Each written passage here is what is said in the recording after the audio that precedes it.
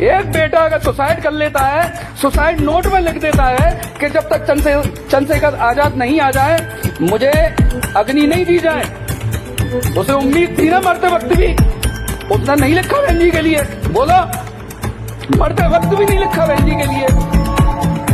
वो बाप अपनी बॉडी को रख के बैठा है बेटे की, काट दिया उसके बेटे को। उसने कहा कि बहन जी आए यहाँ पे। ये आप भी जानते हो, जिसकी सरकार होती है धर्म भी उसका मजबूत होता है और उसके नेता भी मजबूत होते हैं, सारे उसके कार्यकर्ता भी मजबूत होते हैं। अभी कुछ मूर्खों को मैं देख रहा हूँ, लिख रहे हैं कि भीड़ों के सरदार। क्या है ये? कौन हो? नहीं, मैं जाटव चमार नहीं हूँ भाई। एक तरफ आप बाबा साहब के मूवमेंट की बात कर रहे हैं और एक तरफ आप उसको तोड़ने में लग रहे हैं, तो आप में और भाजपा में फर्क क्या रह गया? अरे कम से कम मैं आपसे बेहतर भाजपा को मानता हूँ। उनका एक कार्यकर्ता बलात्कार भी करे तो पूरी पार्टी उसके साथ में खड़ी हो जाती है। उन लोगों के मनु के विधान ने जो बोला है आज भी वो उसी पे काबिज है। अगर उन्होंने 52 साल झंडा नहीं लगाया तो नहीं लगाया, थी किसी की हिम्मत कि उनके कार्यालय में कोई झंडा लगवा लेता? सभी साथियों से जो साथी लाइव से जुड़ रहे हैं वो सभी इसको ज्यादा से ज्यादा शेयर करें और उस जगह पहुंचाएं, क्योंकि इस लाइव का जो माध्यम है वो माध्यम कल जो कौशाम्बी का प्रकरण था उसके लिए है। मैंने कल वीडियो पोस्ट करी, उस पर लिखा कुछ, तो तमाम लोग उस पर नई मुझे ज्ञान, मुझे जानकारियां, बहुत सारी चीजें देने लग गए। वही नहीं, बहुत सारी चीजें फ़ोन के द्वारा भी, फेसबुक के द्वारा भी, व्हाट्सएप के द्वारा भी मुझे देने को वो लोग तैयार हो गए जो लोग कभी घर से ही नहीं निकले। कुर्बानी और संघर्ष, मेहनत की बात तो दूर रही। जैसे किसी ने क्या खूब कहा है कि जब मैं शमशान में गया था तो शमशान में वो लोग थे मरे हुए कब्रों में या जो जल गए, वो भी लोग थे जो ये कहते थे ये सब करने से गलत हो जाएगा। लेकिन अपने हिस्से की लड़ाइयां साथियों लड़नी पड़ती हैं, संघर्ष करना पड़ता है, कुर्बानियां देनी पड़ती हैं। मैंने जो अपनी वीडियो पर जो मैंने डाली अपनी आईडी से, उस पर जो मैंने लिखा, पहले तो उस बात को समझो वो लिखा क्या है। आप एक बात और सारी चीजें समझ लीजिए। एक पर्दा खोल देना। आप एक सारी चीजें समझ लीजिए सभी साथी, कि कल का जो मैटर था, कल जो प्रकरण था, वहां कौन कौन लोग थे गाड़ी के पास में। आपने एक चीज नोट नहीं करी, नीले गमछे डले हुए कितने लोग पीछे थे। 2-4 लोगों के हाथों में इधर झंडे थे। और एक वीडियो में अभी आपको दिखाऊंगा, तब आप इस बात को जाहिर करना कि मुझे पुराना दिल्ली का वो जेएनयू याद आ गया, जहां भाजपा सरकार बनते ही कितने लोगों के साथ मारपीट, कितना क्या क्या हुआ था। पहले तो मैं बाद में आपसे करूंगा, आप ये वीडियो देखो पहले। देखिए ये कौन लोग हैं, जरा इसको जानने की कोशिश करिए पहले।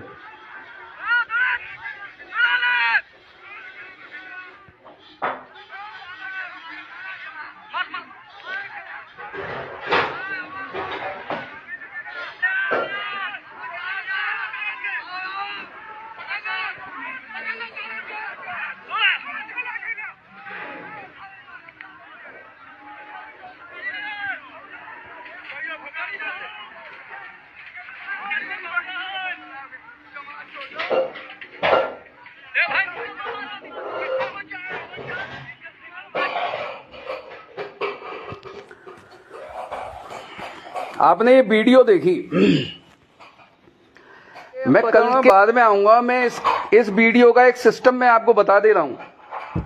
ये वीडियो साथियों जेएनयू की नहीं है, ये वीडियो दिल्ली की नहीं है, ये वीडियो कल की कौशाम्बी की है, जो पुलिस के साथ मिलकर भाजपा के, आरएसएस के, बजरंग दल के, हिंदू महासेना के जितने भी संगठन होंगे या उनसे जुड़े होंगे, ये वो लोग थे जो पुलिस के साथ में पत्थरबाजी कर रहे थे। समझ रहे ना मेरी बात को? उकसाने का काम किसका होता है, गलत करने का काम किसका होता है? क्या इस आजाद देश में जिसको 77 साल, 75 साल, 80 साल, 65 साल, 60 साल आजादी के हो गए, जहां आज तक घटनाएं नहीं रुक रही, एक व्यक्ति को जिंदा जला दिया जाता है, जहां घटनाएं नहीं रुक रही, एक नेता आदरणीय बड़े भाई चंद्रशेखर आजाद जी बहुजन समाज के नेता हैं, लीडर हैं, राजनेता हैं, किसी के यहां खाना खाने नहीं जा रहे थे तो शायद नहीं रोकते। अगर कोई उत्पीड़न, अत्याचार इस पूरे उत्तर प्रदेश में हो रहा है, मध्य प्रदेश में हो रहा है, छत्तीसगढ़ में हो रहा है, हरियाणा में हो रहा है, ऐसा कौन सा प्रदेश जहां पे उत्पीड़न, अत्याचार ना हो, और जो घटना उनके समक्ष आती, उन्हें लगता है कि मुझे यहां जाना चाहिए तो वो जाते हैं और पुलिस के द्वारा उनको नीली झंडी मिलती है।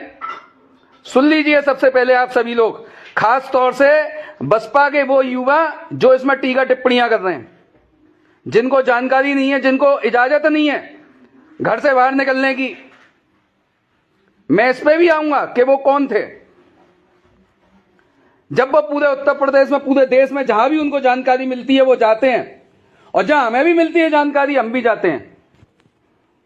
और भी साथी हैं, आप मुझे पुराने समय से देखते हुए आ रहे हैं इस उत्तर प्रदेश में। मुझे आज भी याद है, रायबरेली में एक प्रधान को जिंदा जला दिया गया था जहां मैं गया था। तो कंडीशनें साथियों क्या है?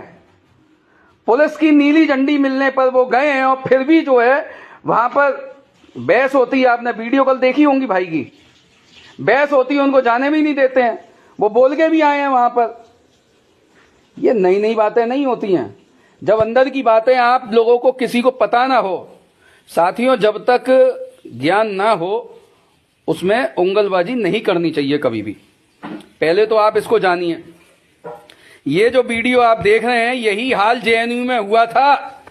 पुलिस की वर्दियां पहन पहन कर जेएनयू में, एक मुस्लिम कॉलेज और है, मुझे याद नहीं आ रहा है, वहां पर कितनी घटनाएं करी थी इन लोगों ने मिल के, आरएसएस भाजपा के लोगों ने, और आज भी करते हैं। और ये आप भी जानते हो, जिसकी सरकार होती है धर्म भी उसका मजबूत होता है और उसके नेता भी मजबूत होते हैं, सारे उसके कार्यकर्ता भी मजबूत होते हैं।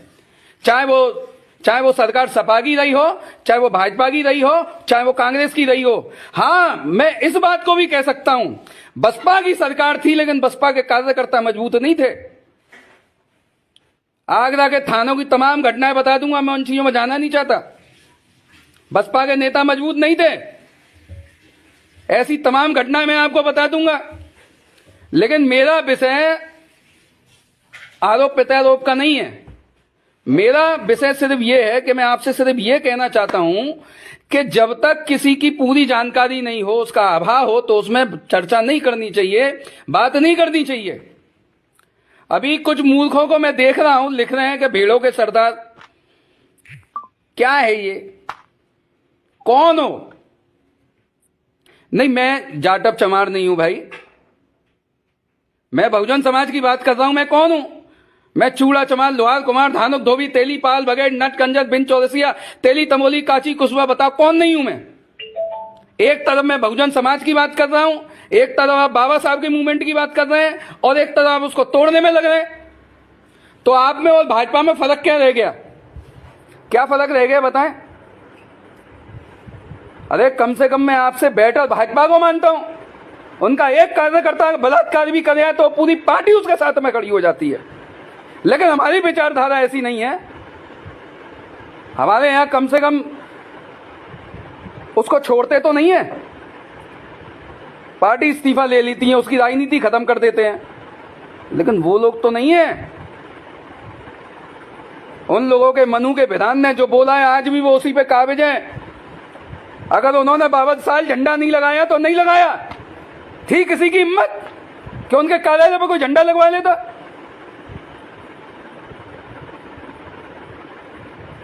आज अगर कोई उभर के किसी न्याय के लिए, किसी के साथ अत्याचार हो रहा है उसके लिए आगे बढ़ रहा है, तो आपस में लड़ रहे हैं आप लोग, अपने भाईचारे को बिगाड़ रहे हैं आप लोग, सिर्फ राजनीति के लिए। आप मेरी पोस्ट पर हमेशा देखिएगा, मैं किसी की कभी कटाक्ष नहीं करता हूं, नहीं करता हूं। मैं इस मूवमेंट में 14-15 साल से इस मूवमेंट में काम कर रहा हूं। मैं जब से काम कर रहा हूं जब भीम आर्मी भी नहीं थी, जब आगरा के कुछ युवा इन सड़कों पर खूब न्याय के लिए लड़ते थे। बताओ, इन चीजों को समझना पड़ेगा कि राजनीति के चक्कर में हम लोग अपने आपसी भाईचारे को खत्म कर रहे हैं। जहां जो बात सही होती है वहां वो बात सही करा करें, और जो बात सही नहीं है वो बिल्कुल सही नहीं है। सुदामा मिश्रा का मैटर था, कितने बसपाई घर से निकले आए थे, कितने गलत शब्द बहन जी के लिए बोले थे। उसमें अगर भीम आर्मी के साथी नहीं जाते, आजाद समाज पार्टी के भाई नहीं जाते, तो उसको पकड़ लेते। इतने गलत शब्दों का प्रयोग बहन जी के लिए जब कभी भी किसी ने किए हैं, चाहे वो कमना रनौत ने किए हो, चाहे वो बुलंदशहर का मामला हो पोस्टर फाड़ने का, उसमें हमने खूब आंदोलन भी किया और लड़ाई भी लड़ी है, और बसपा वालों से ज्यादा लड़ी है। अगर मैं एक सच्चाई बताने पे आऊं कि बसपा बार बार सरकार बनाने की बात करती है, तो कितने युवाओं को मौका दे दिया। कैसे सरकार बनानी है, कैसे? घर बैठ के एक सम्मेलन करके, एक फलाना करके ऐसे सरकार नहीं बनती। संघर्ष करना पड़ता है, भागना पड़ता है, दौड़ना पड़ता है। अभी चुनाव आ जाएगा, अभी बूथ और फलानी कमेटियां चालू हो जाएंगी, उसके बाद कुछ नहीं है। और मैं आज एक बात और बता दूं, राष्ट्रीय कोर कमेटी सदस्य हूं, प्रदेश का अध्यक्ष रह चुका हूं, 2 प्रदेशों का प्रभारी रह चुका हूं, आज भी प्रेजेंट में बिहार की जिम्मेदारी है। कभी भी बड़े भाई चंद्रशेखर आजाद जी ने, हम 20-25 लोग पूरे देश से आते हैं, दिल्ली में बैठक करते हैं, कभी भी उन्होंने आज तक ये नहीं कहा है कि तुम कभी कहीं जाके आगजनी कर दो, तुम कहीं जाके तोड़ा फोड़ी कर दो, कभी नहीं कहा उन्होंने। आज तक उन्होंने ये नहीं कहा है कि तुम कभी किसी का फलाना कर दो या ठिकाना कर आओ। अरे लाखों कार्यकर्ता होते हैं, हजारों कार्यकर्ता होते हैं, करोड़ों कार्यकर्ता होते हैं, और आप ये कैसे तय कर सकते हैं कि वो भीम आर्मी के थे, आजाद समाज पार्टी के थे? चलो, ये वीडियो जो आपने देखी इसमें हो क्या रहा है? कुछ लोग आपको उकसाने का काम कर रहे हैं, तो हुआ नहीं क्या? 2 अप्रैल को नहीं हुआ क्या? इस बात से आदरणीय बड़े भाई भी चिंतित रहते हैं, राष्ट्रीय अध्यक्ष विनय हतन सिंह भी चिंतित रहते हैं। अगर कोई ऐसी घटना घटती है तो उसमें कितने परिवारों का सिस्टम बर्बाद होता है, आपको पता है? इन चीजों को समझो, समझना पड़ेगा। नहीं तो आप तो आज 5 साल में सरकार बनाने का दावा करते हैं और बाद में एक भी विधायक नहीं रह जाता, और कितनों को मौका दिया जाता है। ये भी सच्चाई मत खुलवाइए मुझसे। ना तो हमारे नेता ने हमें ये सिखाया और ना हमारे महापुरुषों ने हमें ये सिखाया। लोग लिख रहे हैं ये कोई आंदोलन बुद्ध का नहीं है, ये कोई आंदोलन बाबा साहब का नहीं है, काशीराम साहब का नहीं है, फूले का नहीं है। समय परिवर्तनशील है। आज अगर भीम आर्मी अपना डंडा मजबूत नहीं करे तो कौन थाने चौकियों में इनसे लड़े? आज एक बाप अगर लाश रखे बैठा है अपने बेटे की, तो इसलिए बैठा है कि उसे उम्मीद है भीम आर्मी से, उसे उम्मीद है चंद्रशेखर आजाद जी से, उसे उम्मीद है विनय हतन सिंह जी से, उसे उम्मीद है हर भीम आर्मी के उस कार्यकर्ता से, आजाद समाज पार्टी के कार्यकर्ता से। इसलिए वो अपने बेटे की लाश रख के बैठा है। एक बेटा अगर सुसाइड कर लेता है, सुसाइड नोट में लिख देता है कि जब तक चंद्रशेखर आजाद नहीं आ जाए मुझे अग्नि नहीं दी जाए। उसे उम्मीद थी ना मरते वक्त भी, उसने नहीं लिखा बहन जी के लिए, बोला मरते वक्त भी नहीं लिखा बहन जी के लिए। वो बाप अपनी बॉडी को रख के बैठा है बेटे की, काट दिया उसके बेटे को। उसने कहा कि बहन जी आए यहां पे। जो काम करेगा वो रहेगा, जो नहीं करेगा नहीं रहेगा। बुद्ध ने कहा है, मैं बता दूं आपको भाई, चुगली और बुराई ये दोनों नहीं करनी चाहिए कभी किसी की। अगर हम मूवमेंट का काम कर रहे हैं, लोग कह रहे हैं कैडर की व्यवस्था नहीं है, कैडर विहीन है। अब आप मुझसे पूछ लो कैडर की व्यवस्था, कैडर वाले लोग मुझे 9 साल 10 साल भीम आर्मी को चलाते हुए हो गए। मैंने कैडर वाले लोग बहुत देखे हैं, 20-20 हजार रुपए में कैडर लेने जा रहे हैं, सरकारी नौकरी वाले। जब कैडर लेके आ जाते हैं तो अपने आप को ही महापुरुष समझना चालू कर देते हैं। मैं नाम नहीं खोलना चाह रहा, मैंने कहां से कैडर लिए हैं।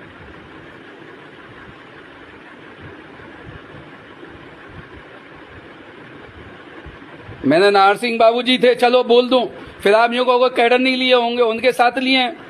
आरपी अंबेडकर थे, उनके साथ लिए हैं। मिलिंद थे दिल्ली से, उनके साथ लिए हैं। सहारनपुर जाके आदरणीय बड़े भाई चंद्रशेखर आजाद जी ने कैडर लगाया, मैंने उनके साथ लिए हैं। साथियों एक बात याद रखना, मिशन मूवमेंट की सीधी सी परिभाषा है त्याग और समर्पण। जिस दिन आप अपने मन के अंदर, दिल के अंदर ये सोच लेंगे कि मुझे मूवमेंट अपनी पूरी ईमानदारी से चलाना है, त्याग से चलाना है, तो ये मूवमेंट चल जाएगा। और जिसने भी गद्दारी करी है, ये मूवमेंट नहीं चलता है, ज्यादा समय तक नहीं चलता। इसकी खासियत है और ये कभी बंद नहीं होगा। आप नहीं होंगे ये फिर भी बंद नहीं होगा, मैं नहीं होऊंगा ये फिर भी बंद नहीं होगा, बहन जी नहीं होंगे ये फिर भी बंद नहीं होगा। तो इन बातों को समझा करें, आपस में कटाक्ष करने से कुछ नहीं हो रहा। जहां आपने ये वीडियो देखी, जहां ये नाटक हो रहा है, बताओ कितना बड़ा नाटक है ये। कितने लोगों का भविष्य दांव पे लगेगा, कितनों के लिए वकील लगेंगे, कितने जमानती लगेंगे। आप मुझसे पूछिए, पूरा उत्तर प्रदेश इस उम्र में घूम के बैठा हूं, कोसाम्पी मैंने बहुत काम किया है, मैं जानता हूं आके लोगों को। प्रयागराज मैंने बहुत काम किया है, यूपी में सबसे ज्यादा विधानसभा है, उसमें 12। बताओ, जीवन में अनुभव की कमी होना जरूरी है। कैडर वाले मैंने खूब देखे हैं, भगवान बुद्ध बाबा साहब बन जाते हैं, फिर नीचे नहीं उतरते। जब तक मन के अंदर त्याग और समर्पण की भावना नहीं होती, वो चाहे कैडर ले ले चाहे कुछ भी कर ले, उसका कुछ नहीं हो सकता। अरे इतिहास को पढ़िए, इतिहास को समझिए, यही कैडर है। बाबा साहब ने क्या कहा है, हमें उस पर उतरना है नहीं उतरना। अरे आज पूरा देश जब देखो बाबा साहब के नाम को लेकर चलता चला जाता है, उनकी मूर्तियां तोड़ना है, क्योंकि उनकी दुकानें बंद हो रही हैं। समझ रहे हैं ना, पंडित ब्राह्मणों की दुकानें बंद हो रही हैं। अभी जो यादव समाज का मामला है इटावा का, क्या हुआ है उसमें, यही तो हुआ है। और जबकि घनी आबादी वाला है इटावा, बताओ। अब उन्हें याद आई है जब छिड़काव मूत का हुआ था उनका ऑफिस में, जब उन्हें याद नहीं आई। तो जब तक शोषण नहीं होगा नहीं सुधरेंगे। और हमारे लोगों पे तो सदियों से शोषण हो रहा हो, फिर भी नहीं मान रहे। बताइए, मान रहे हैं क्या फिर भी? अगली बैठक में जो मैं दिल्ली में था, तब भाई ने इसी बात पे विचार करके बोला, खुद बोला, हमें हर गांव में लठेत तैयार करने हैं, लठेत। समझ गए ना? कोई किसी की भी बहन बेटी की इज्जत लूट लेगा। खेल तमाशे हो रहे हैं। अपनी जमीन जायदादों के लिए, खेतों के लिए समझौता कर लेते हैं हमारे लोग। बोलो कितने केसों पे हमने काम नहीं किया, कितने केसों पे भाई ने काम नहीं किया है। बाबा साहब कहते हैं जिस जगह सम्मान नहीं हो मत रहो, वहां पे छोड़ दो उस जगह को। नहीं छोड़ते हमारे लोग।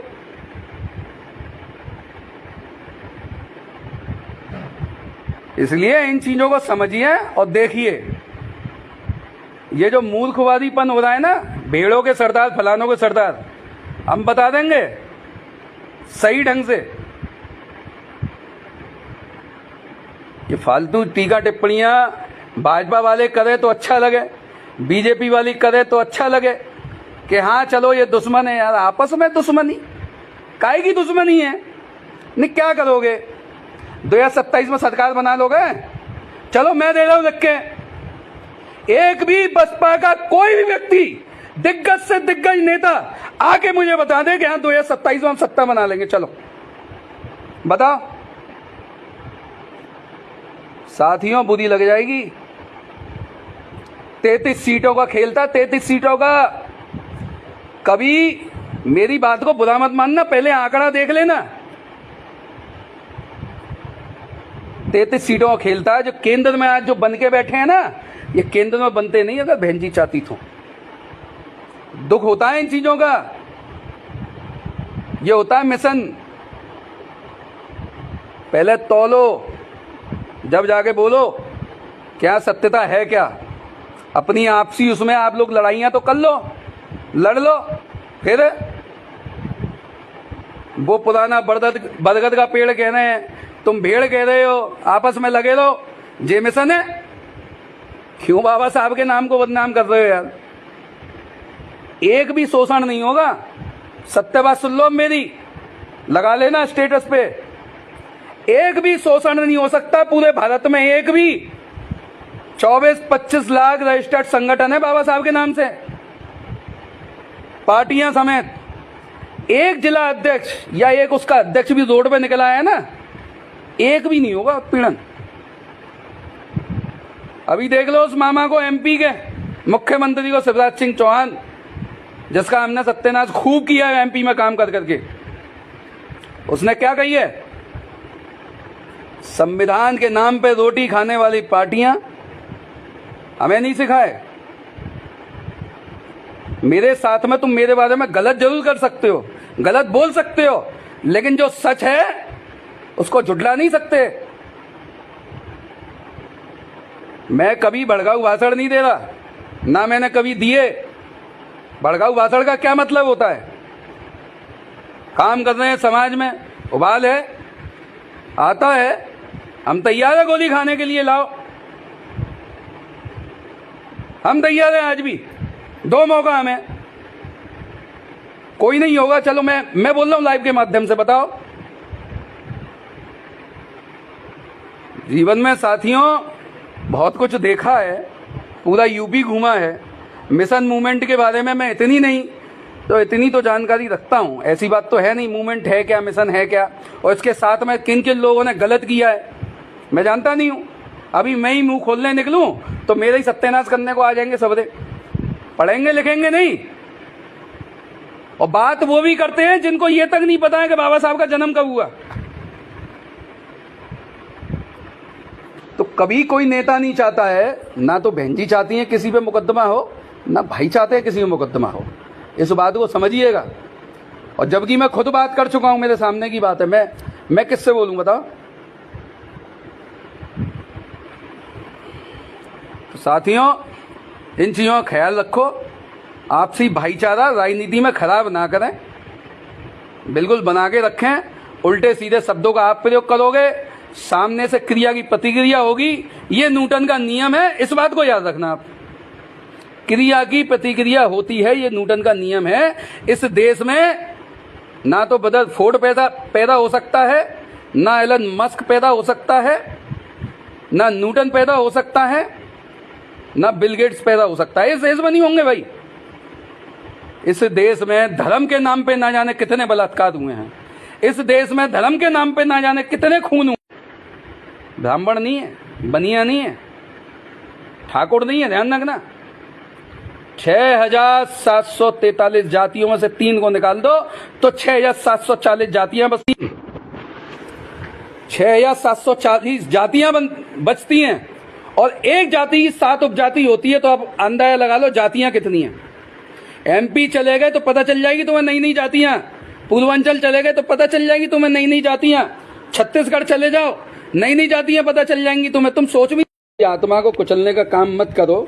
मैं पूरे भारत में देख रहा हूँ कि बाबा साहब के नाम को लेकर खूब रोटी सेकी हैं, खूब रोटी सेक रहे हैं। तो इन बातों में देखो कुछ नहीं रखा है, बातें बहुत सी हैं करने को, मिलेगा मौका तो बताएंगे तुम्हें। तो जीवन में अपने महापुरुषों के लिए जब भी रोटी खाओ तो बाबा साहब का नाम लिया करो, पानी पियो तो बाबा साहब का नाम लिया करो, सुकून मिलेगा। समझ रहे हैं ना? जीवन में कुर्बानियाँ जरूरी हैं, डाली है। और मैंने जो लिखा है उसको भी देखिए कि इससे अगर मूवमेंट पूरा होता तो हमारे महापुरुष कब का ये कर लेते। और ऐसा नहीं है कि कभी बसपा में ऐसे आंदोलन नहीं हुए हैं, खूब हुए हैं। इतिहास को टटोल लेना, फिर हमसे बात कर लेना।